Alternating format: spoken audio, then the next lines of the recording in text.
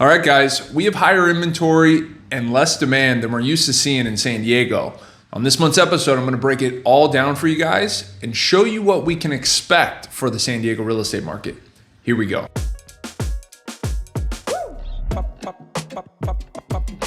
All right, guys, so the first thing I want to do is kind of break down the numbers and show you guys where we are today. Over the last 30 days through April, we have seen 2,751 homes actually come on the market.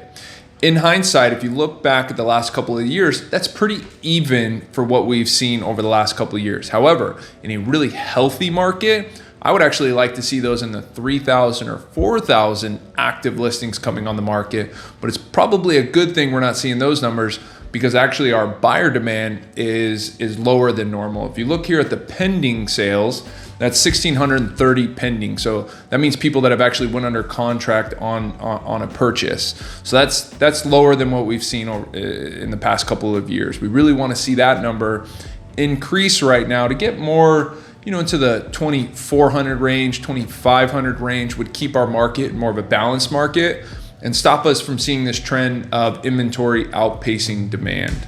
And then the last that I'll share is we did have over 2,000 homes actually close. So decent amount.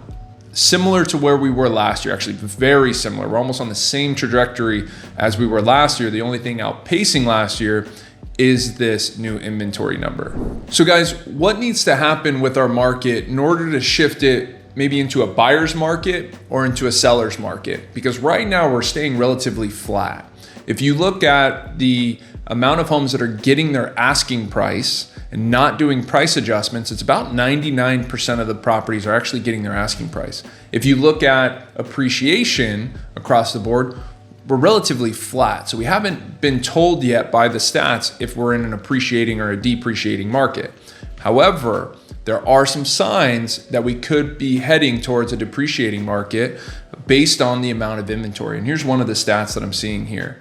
First and foremost, 1 year change in closed sales is down 8%. So we're just having less sales happen. And then of course, the big one is 1 year change in homes for sale. We're up 42% when it comes to inventory levels. So if we're looking strictly at this, you would say eventually if this continues, then we should see inventory outpace demand, which means we should see some price adjustments. However, here's what I want to share with everybody, and this is really just boots on the ground experience. We're not going to necessarily see a shift in the market towards a buyer's market, and let's say values start coming down until sellers are motivated. We've just yet to see anything really push sellers to start cutting their price, right? People understand the value of their home. A lot of homeowners are in a lower interest rate. They know that they could potentially rent out their home because rent rates are high. So they're not motivated to cut their price and just unload a property. And that's really what we haven't seen. So even though we have this inventory, we don't have motivation from sellers. We're having a lot of conversations with buyers these days around what's going on with the market and the economy. And something that I continue to hear is that the buyers want to sit on the sidelines and wait for the market to adjust because they assume or they think that there's going to be foreclosures coming around the corner. And I want to put that fire out. We actually have some of the lowest numbers that we've seen for notice of default, and this graph will show us that. So if you are trying to wait for motivated sellers or a foreclosure market to come, unfortunately, you might be waiting a long time because I just don't see that on the horizon for us. So all in all, what do I think is going to unfold here with our market? Well, ultimately, we don't know. Nobody has a crystal ball. The one thing I will say is we're going into some really important months here, and that's the summer selling season. This is when we typically see a lot of buyers get back in the market, and we're hopeful that they are going to enter the market this year and really light up the market. Now, with the normal summer rush and potentially interest rates starting to adjust, we could see the market light back up. We could see it start chugging along. If we don't this summer, that's when we might be looking at seeing some values come down over the long haul. Here is my buyer and seller advice for the month of May.